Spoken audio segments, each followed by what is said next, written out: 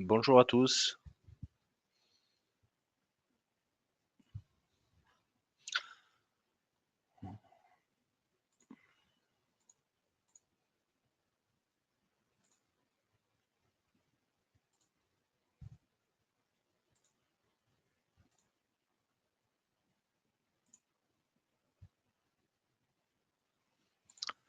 Vous m'entendez bien?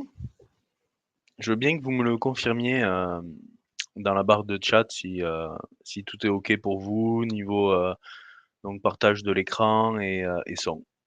OK, bon, impeccable. Merci.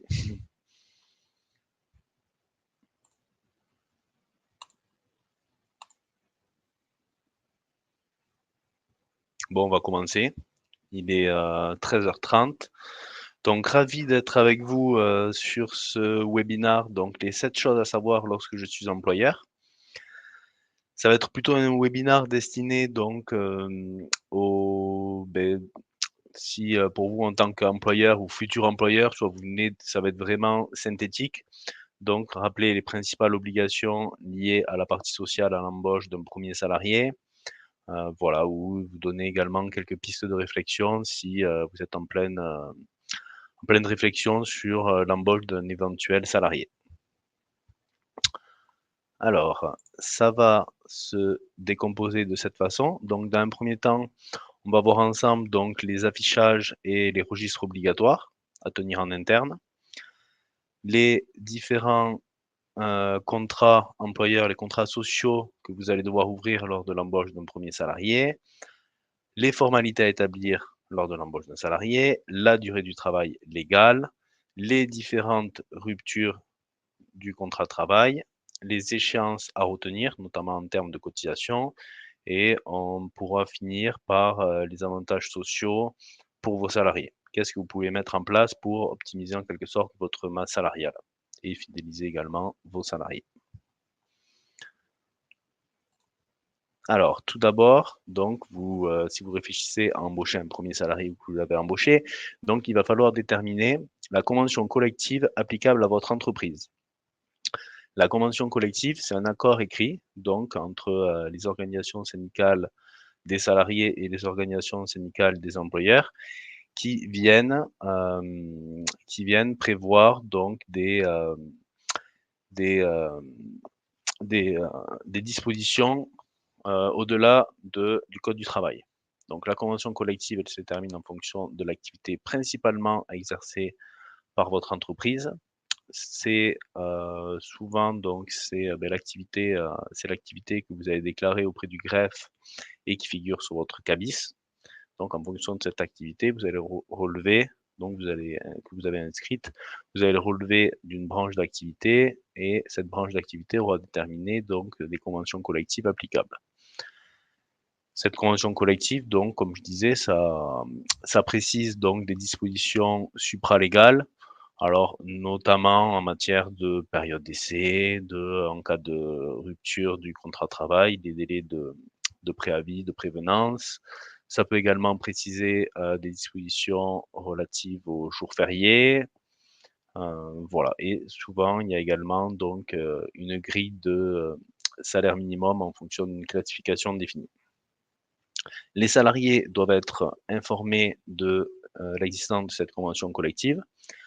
Donc la mention de la convention collective applicable à l'entreprise figure obligatoirement au contrat de travail. Également, c'est une mention obligatoire sur les bulletins de paye. Donc sur nos bulletins, vous pouvez regarder, ça figure en haut. Et les employeurs doivent tenir donc cette convention collective à disposition au sein de l'entreprise. Donc doit le tenir à disposition, donc on peut le tenir à disposition au format dématérialisé comme, sur un support papier. N'hésitez pas à me couper, oui, je ne voulais pas préciser, n'hésitez pas à me couper si vous avez des questions, à, à poser vos questions. Donc soit j'y réponds dans la barre de chat, soit j'y réponds de suite si, c'est en lien avec les diapositives, soit je vous dis que ce sera vu après ou sinon, si vous avez, un cas d'espèce, on pourra voir ça en fin de webinaire où je répondrai à toutes les questions. Donc une fois que vous avez déterminé la convention collective applicable, il faudra également tenir un registre unique du personnel. Donc le registre unique du personnel, c'est un document, qui récapitule donc les mouvements, de main-d'œuvre. Donc, savoir donc, l'embauche des nouveaux salariés, donc les embauches, les débauches. Il faudra également inscrire les stagiaires, également inscrire donc les intérimaires si vous en avez. Voilà, donc c'est un document, donc alors soit vous le tenez au format papier, normalement il est recommandé par l'inspection du travail de le tenir au format papier ou de le tenir, informatiquement, donc via un outil qui est non modifiable. Donc si vous voulez, donc alors sur tableau Excel, normalement on peut rajouter des lignes, on peut supprimer des salariés. C'est toléré honnêtement via un tableau Excel. Mais c'est vrai que c'est mieux de l'avoir soit sur format papier, soit, de télécharger un logiciel exprès qui peut, vous, lister donc les embauches et débauches des salariés. Sachez que si vous avez la paye chez nous, nous, on peut sortir ce registre unique du personnel via notre logiciel et ça, c'est toléré également par l'inspection du travail. Vous devez également afficher un certain nombre d'informations obligatoires au sein de vos locaux. Donc, c'est-à-dire la convention collective applicable tout d'abord. Ensuite, il y aura les horaires d'ouverture de votre entreprise ou horaires collectifs de travail, les numéros d'urgence et différents articles légaux concernant notamment les luttes antidiscrimination, l'interdiction de fumer, etc. Ça, il existe un tableau qui fait 1 mètre sur 1 mètre, qui coûte une trentaine d'euros, qui peut être acheté sur le site Remarquable, Remarquable avec un K, et ça récapitule toutes vos obligations sur un seul panneau. Donc voilà, c'est vendu, il y a des trous pour compléter les horaires de travail, la convention collective, le numéro de l'inspection du travail, et c'est vrai que c'est pas mal de se prendre ce tableau à 30 euros. Il faudra également répertorier d'un document unique l'inventaire des risques. Ça s'appelle le document unique d'évaluation des risques. Donc ça, il n'y a pas vraiment ça de formalisme, c'est vraiment en cas d'accident d'un salarié que il y aura le médecin du travail qui pourra vous le demander. Si vous voulez, c'est un document assez simple, vous pouvez le faire sur Excel. Ça répertorie l'ensemble des risques liés à votre activité et de l'autre côté, qu'est-ce que vous avez mis en place, vous, en tant qu'employeur, pour limiter ces risques? Voilà. Donc, toutes les entreprises doivent tenir ce document unique d'évaluation des risques. Il n'y a pas vraiment de formalisme, le mieux c'est de le faire sur Excel. Les centres de médecine au travail peuvent vous accompagner pour réaliser, donc ils peuvent se déplacer chez vous dans vos locaux et vous accompagner pour réaliser ce document. Document qui devrait être mis à jour chaque année dès qu'il y a des changements donc dans les conditions de travail. Voilà, donc bien sûr, ce document sera plus étoffé dans le bâtiment que pour des postes administratifs. Mais par exemple, nous, dans le cabinet comptable, ici, on en a un, ça stipule, par exemple, les conditions d'assises, qu'est-ce que on peut avoir des risques liés à notre posture, liés au fait qu'on travaille devant des ordinateurs. Donc, voilà, qu'est-ce qu'on a mis en place donc pour limiter le risque lié aux postures liées à un travail administratif, lié également donc au fait qu'on travaille devant un PC toute la journée, voilà.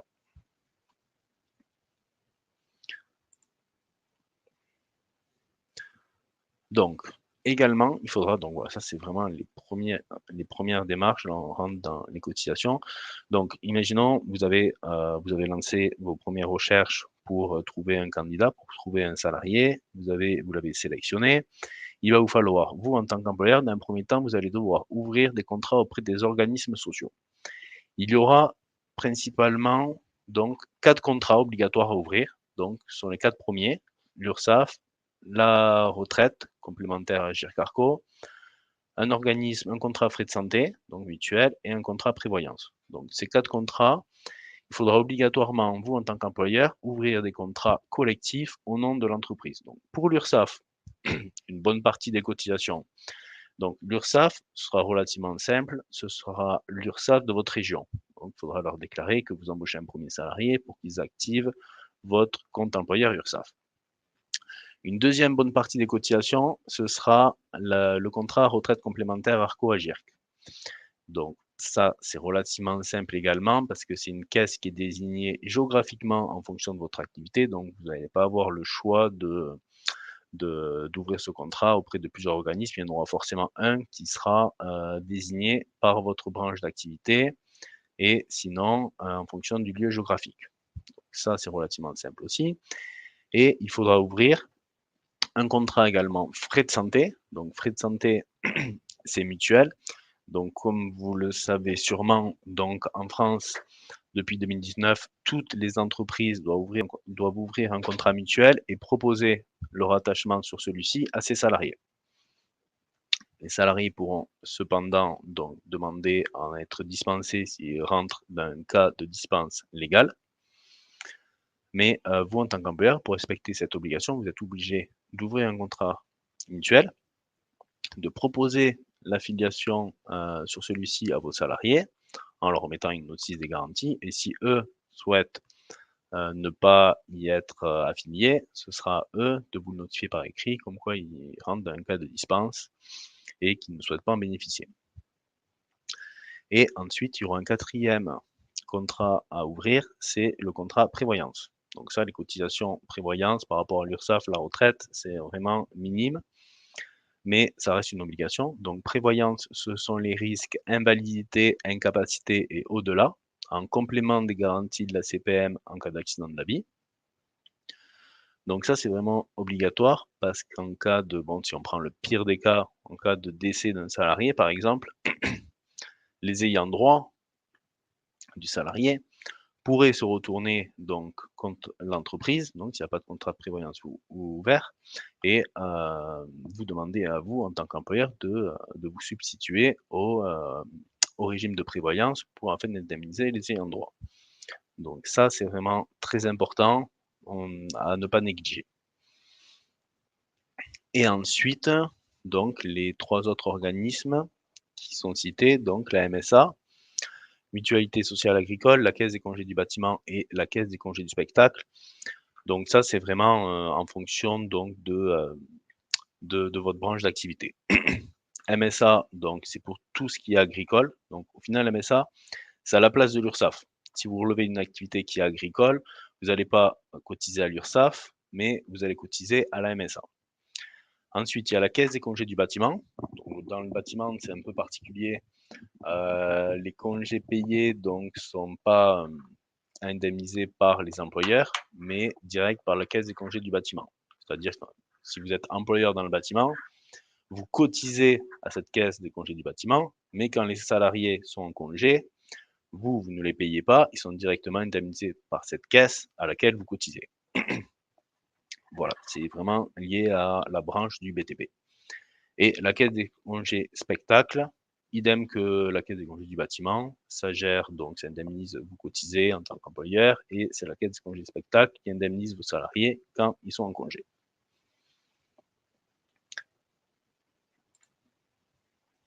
Voilà, donc une fois que vous avez ouvert donc ces premiers contrats auprès des organismes sociaux, les contrats entreprises, vous avez trouvé votre salarié, donc il faudra affilier le salarié auprès des organismes sociaux, c'est-à-dire que il faudra déclarer donc à l'URSSAF la retraite, la prévoyance, la mutuelle, l'embauche, donc que vous avez embauché tel salarié à telle date. Ça s'appelle l'affiliation des salariés auprès des organismes sociaux. Il faudra également lui faire passer une visite d'information et prévention des risques. C'est la visite médicale d'embauche. Donc dorénavant, ça s'appelle la VIP. Et l'objectif donc de cette visite, c'est que le médecin du travail atteste que le salarié est bien apte à occuper tel poste dans votre entreprise. C'est obligatoire à l'embauche et ensuite c'est tous les 5 ans si le salarié a une surveillance médicale simple, il s'appelle ça. Après si le salarié a des particularités, notamment en santé, il est possible que ce soit tous les 2 ans. Mais généralement, pour une surveillance médicale simple, c'est tous les 5 ans. Il faudra établir un contrat de travail aux salariés. Donc, vous avez ouvert les contrats sociaux au nom de l'entreprise, vous avez déclaré le salarié auprès des organismes sociaux, l'embauche du salarié, vous avez pris rendez-vous pour une visite médicale, que bon, vous allez voir, et on a marqué obligatoire pour la visite médicale, on a mis obligatoire dans les 3 mois suivant l'embauche du salarié, mais bon, vous verrez que les centres de médecine du travail ont beaucoup de retard et souvent, ça peut s'étaler sur plutôt 4-5 mois, je dirais en moyenne, mais dans les 3 mois suivant l'embauche, des fois c'est difficile. Il faudra établir un contrat de travail à votre salarié. Donc ça, c'est obligatoire. Ça contractualise donc la relation entre vous et votre salarié. Il y a différents types de contrats de travail. Il y a le CDI, le CDD. Voilà, donc tous doivent être formalisés par écrit. Et c'est vrai que j'ai écrit qu'un contrat à durée, donc il y a une exception, donc c'est le contrat de droit commun qui peut être formalisé oralement, c'est-à-dire le CDI à temps complet, le CDI à 35 heures par semaine. Même si dans le contrat de travail, on précise pas uniquement ça, il y a quand même la rémunération, il y a d'autres articles légaux. Il est vraiment recommandé d'établir un écrit pour toute embauche, même le CDI 35 heures. Voilà. Et la période d'essai. Donc la période d'essai pour un CDI, donc ce sera 2 mois pour les ouvriers et employés, 3 mois pour un agent de maîtrise et 4 mois pour les cadres. Et la période d'essai pourra être renouvelée uniquement si votre convention collective le prévoit, uniquement si votre branche d'activité a prévu qu'il était possible de renouveler la période d'essai. Si vous renouvelez la période d'essai, il faudra en informer le salarié, il faudra même lui demander son accord, il faudra lui demander donc l'informer par écrit que sa période d'essai sera renouvelée pour tant de temps.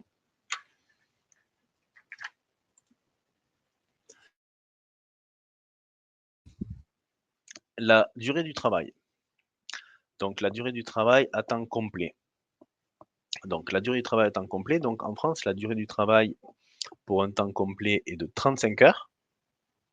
Quotidiennement, donc par jour, elle ne doit pas excéder 10 heures par jour. Donc vous ne pouvez pas faire votre travailler, donc c'est vraiment une durée maximale. 10 heures, vous ne pouvez pas le faire travailler plus de 10 heures par jour. La durée maximale hebdomadaire absolue, c'est 48 heures. C'est-à-dire que par semaine, vous ne pouvez pas le faire travailler plus de 48 heures. Vraiment interdit de le faire travailler au-delà. Et il y a une autre limite hebdomadaire moyenne qui est de 44 heures sur 12 semaines consécutives. Le repos quotidien, il doit être de 11 heures entre 2 journées et le repos hebdomadaire de 35 heures.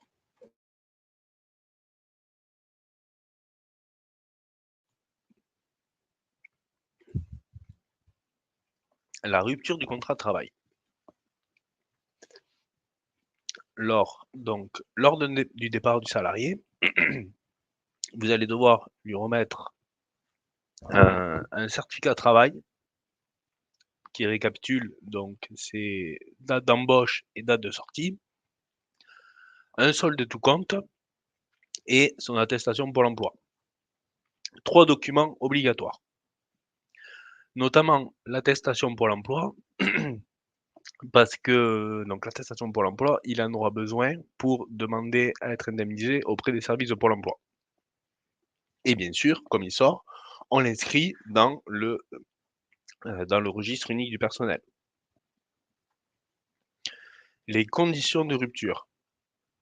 Donc pour un CDD, donc si vous embauchez un salarié en CDD, donc ça, donc soit on attend la fin du CDD, dans ce cas, à l'issue du CDD, donc le salarié sort de l'entreprise, vous lui remettez ses documents de sortie. Cependant, si ça se passe mal au cours du CDD, vous avez 2 principales modes de rupture.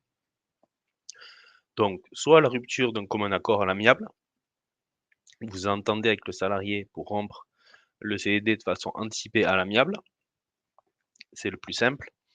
Comme ça, il n'y a aucun risque de litige ultérieur suite à la rupture entre le salarié et l'employeur, puisque vous êtes mis d'accord pour rompre ce CDD de façon anticipée à l'amiable. Le salarié a droit à son allocation de retour à l'emploi, enfin à son indemnisation pour l'emploi. Sinon, pour le rompre d'autres façons anticipées, vous pouvez le rompre pour faute grave. Pour faute grave, donc c'est une procédure qui, bon, ça doit pouvoir se justifier afin de limiter, vous, les risques de prud'homal ultérieurs. Donc il faut quand même monter un dossier. S'il y a une faute grave, il faut quand même l'avoir averti en amont via des avertissements. Si ça se reproduit, beh, de nouveau l'avertir par écrit et ensuite entamer une procédure de rupture anticipée pour faute du salarié. Et également, bon, bien sûr, en cas de CDD, il y a l'inaptitude constatée par le médecin du travail. Si le salarié, lors d'une visite médicale, est déclaré inapte au poste, donc là, c'est, une rupture de fait.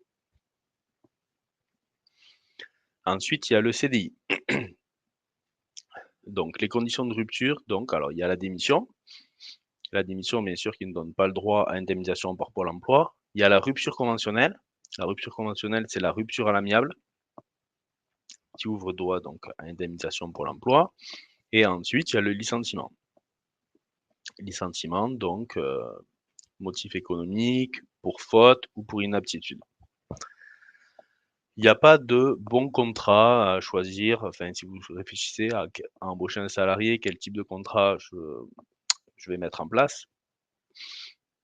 Il n'y a pas de bon contrat, ça dépend vraiment de votre activité. À savoir que le CDD, donc le CDI, c'est le contrat de droit commun.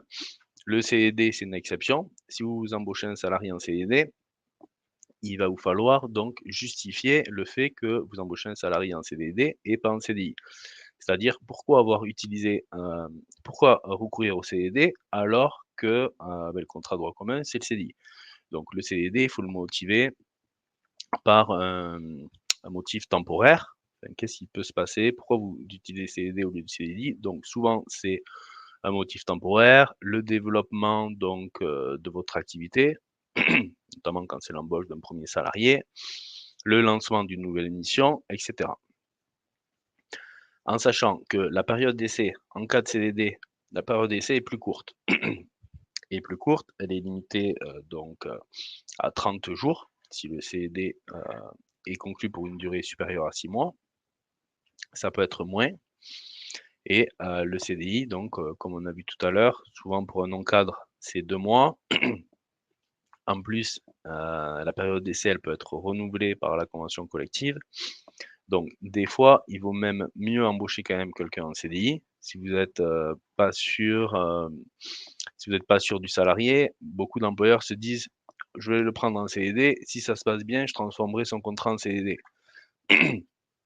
Mais au final, sur le CDI, on voit que souvent, bon, il y a 2 mois de période d'essai, souvent la période d'essai est renouvelable, donc ça fait 2 mois plus 2 mois, ça fait 4 mois quand même pour bien connaître le salarié.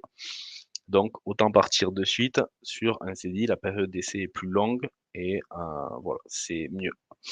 Mais bon, ça c'est à vous de voir, en interne et surtout demander conseil sur, à votre collaborateur paye, notamment pour le renouvellement de la période d'essai. Les échéances à retenir.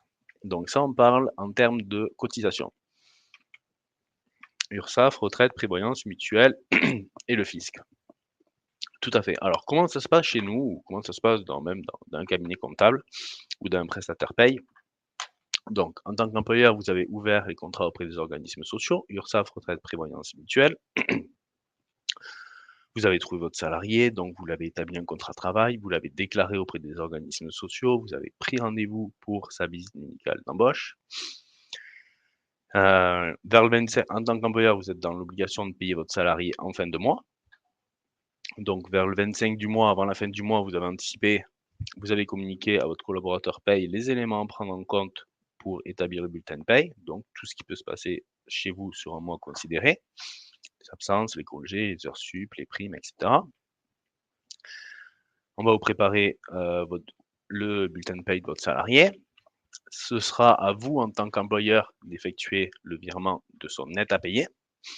Nous, on ne peut pas générer de prélèvement ou d'ordre de prélèvement sur, du compte de l'entreprise vers un compte particulier et ensuite, chaque mois, chaque mois, on va transmettre à l'administration une DSN. Donc la DSN, c'est la déclaration sociale nominative. Hem, si vous voulez, c'est un flux dématérialisé, donc qu'on transmet donc à l'administration, qui récapitule nominativement donc les salaires bruts versés, les différentes cotisations, les nets imposables, et cetera. Plein d'informations sur votre entreprise et sur les salariés et chacun va piocher dedans. Donc par exemple, bon, il y a c'est envoyé à tout le monde, mais il y en a beaucoup qui vont donc mais après il y a que l'URSSAF, la retraite, la prévoyance et la mutuelle qui enverront des ordres de prélèvement à votre banque suite à ces déclarations. Mais par exemple, Pôle emploi va également récupérer, des informations pour l'indemnisation de vos salariés. Il y aura la CAF, il y aura la DGFiP pour le pré-remplissage des déclarations d'impôts de vos salariés. Voilà, ça part vraiment un peu partout. Mais donc l'URSSAF enverra un ordre de prélèvement à votre banque, la retraite aussi, la prévoyance aussi, la mutuelle aussi et le fisc aussi pour le prélèvement à la source. Concrètement, vous payez votre salarié sur un mois X et en début de mois, on vous enverra un récapitulatif de cette DSN en vous indiquant donc les montants et dates de prélèvement. Montants, et prélèvements de l'URSSAF, la retraite, la prévoyance et la mutuelle. À savoir que l'URSSAF, donc vous paierez les cotisations du mois N, du mois M en N+1. C'est-à-dire que l'URSSAF sera toujours prélevée le 15 du mois suivant. La retraite et la prévoyance, ce sera le 25 du mois suivant et la mutuelle, alors souvent la mutuelle c'est le 25 ou des fois, selon les organismes, ça peut être au trimestre. Et pareil, le prélèvement à la source que votre entreprise va collecter pour vos salariés, ce sera payé le mois d'après, donc c'est vers le 22 du mois.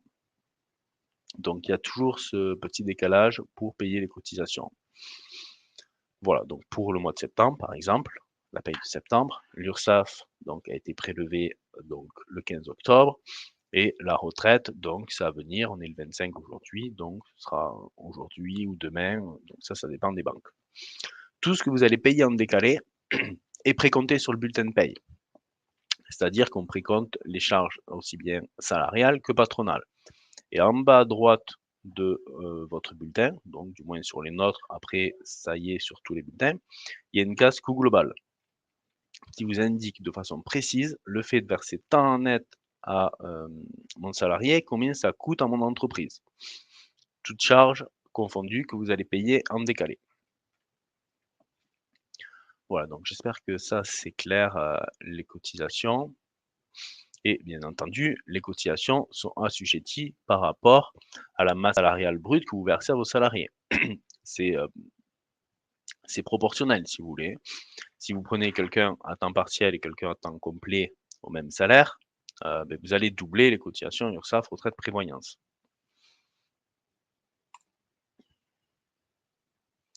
Et ensuite, donc alors ça c'est, la dernière slide, n'hésitez pas si vous avez des questions. Donc les avantages sociaux pour vos salariés. Donc qu'est-ce que vous pouvez mettre en place pour vos salariés? Donc c'est pour quand même, le but ce serait, optimiser tout ce que vous allez, leur remettre et ça également ça fidélise vos salariés. Donc les principaux enfin alors ce qu'on voit le plus nous, chez nous, ce que les employeurs donc mettre en place comme, outil d'optimisation ou, de fidélisation donc c'est les tickets restaurants. Donc déjà ça peut être intéressant, donc ça applique à tous les salariés. Les salariés donc qui seront dans l'obligation de manger à proximité de votre entreprise le midi, vous pouvez mettre en place un régime de tickets restaurant. Il y a une part salariale donc où les salariés sont obligés d'y participer également et vous en tant qu'employeur, vous y participez également donc vous prenez en charge entre 50 et 60 de la valeur faciale du ticket restaurant. Il y a également donc les CESU préfinancés, chèque emploi service universel, donc vous pouvez mettre en place, des, régimes de CESU préfinancés. À savoir que, alors là, alors CESU préfinancé, c'est pour tout ce qui est, prestations à domicile, jardinage, donc voilà. Vous pouvez dire vous pouvez mettre en place ça aux salariés, par exemple, dire que, vous mettez chaque année, tant de CESU préfinancés, donc que vous financez entièrement ou non, vous pouvez donner la possibilité, donc la part employeur est limitée à 2 225 € pour 2022. Mais vous pouvez dire par exemple que vous mettez en place des CESU préfinancés dans la limite donc de 1 000 € si vous voulez être en dessous, et que les salariés doivent y participer s'ils le veulent, ils doivent participer à hauteur de 20 donc disons 200 € et que vous financez le reste, donc les 800 €. Et dans ce cas-là, ça leur donne également un bon avantage, donc vous, ça reste comme un ticket restaurant une charge déductible pour le calcul de votre impôt sur les sociétés.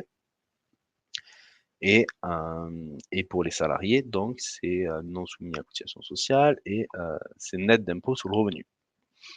Voilà, après bon, c'est sûr, faut savoir, faut pouvoir l'utiliser, les CESU préfinancés, comme je disais, c'est vraiment pour des aides à domicile, telles que, il y a la garde d'enfants par exemple, il y a tout ce qui est ménage, il y a tout ce qui est prestations de jardinage, bon, il doit y en avoir d'autres également qui sont énumérés sur le site.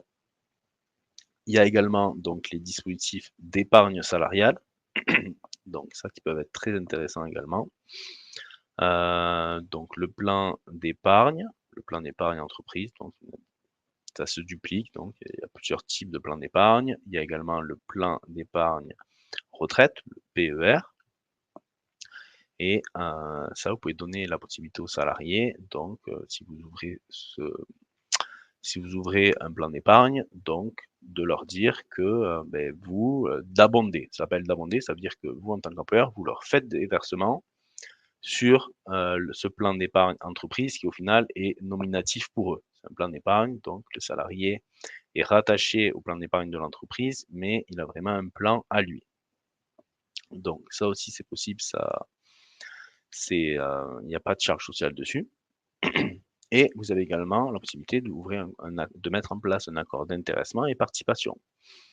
Donc intéressement, c'est vraiment c'est l'intérêt, mettre en place donc en fonction des résultats de votre entreprise, dire qu'à l'issue de votre clôture comptable, vous redistribuez une partie donc des bénéfices ou de votre valeur ajoutée. Et la participation, c'est pareil, sauf que là, c'est vraiment axé sur les bénéfices. Donc, vous leur versez une partie des bénéfices.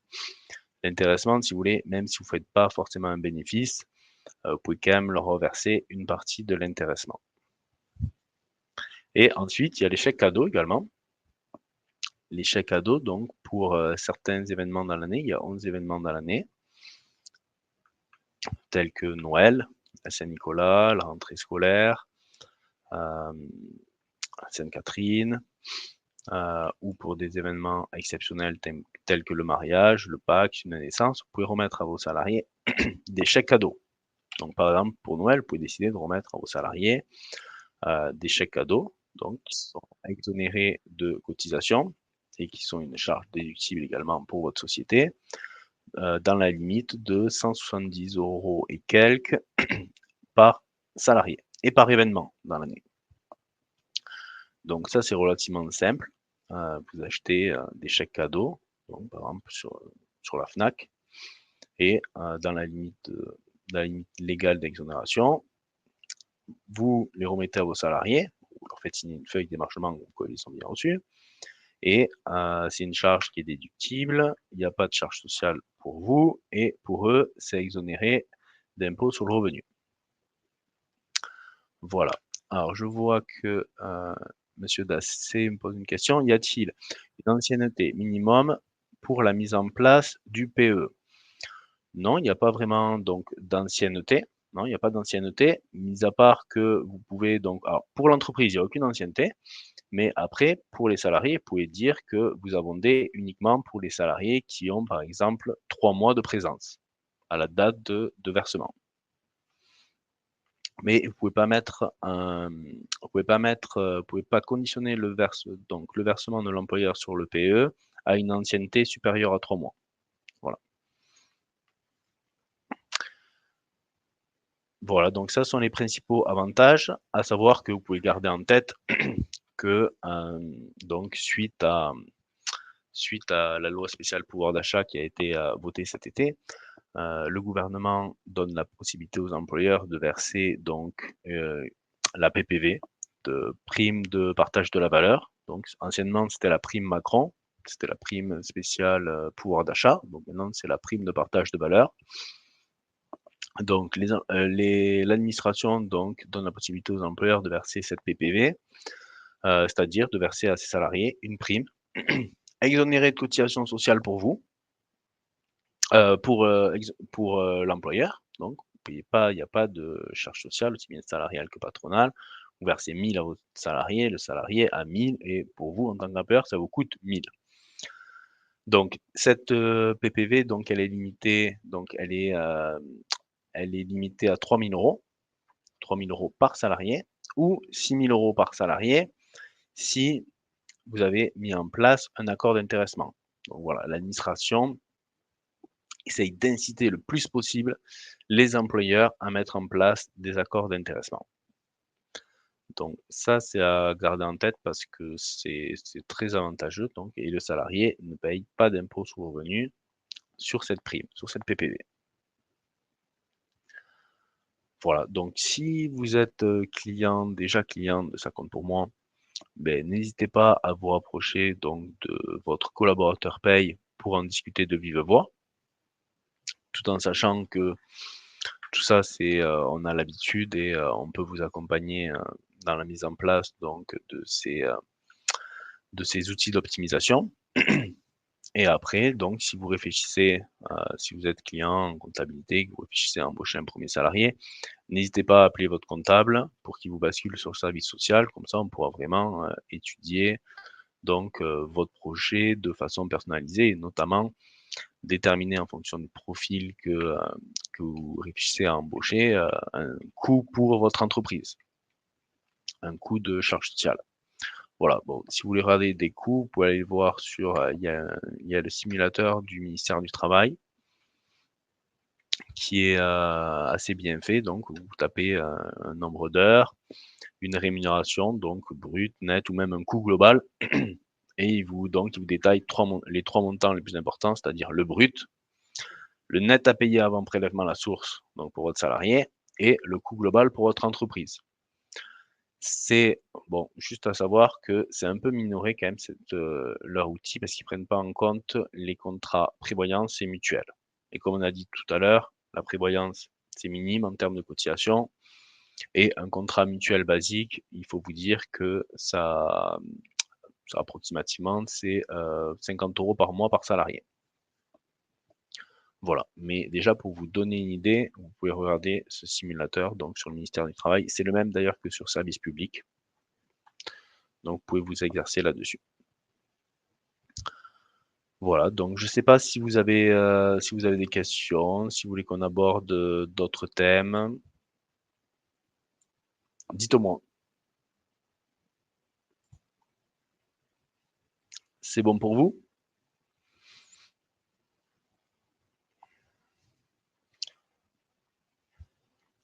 Bon, mais si c'est bon, on va pouvoir clôturer. C'est bon pour vous? Très clair, merci. Bon, beh, parfait. Bah, très bien. Beh, je vous souhaite un bon après-midi et n'hésitez pas à revenir vers nos services si vous avez des questions. Merci à tous. Au revoir.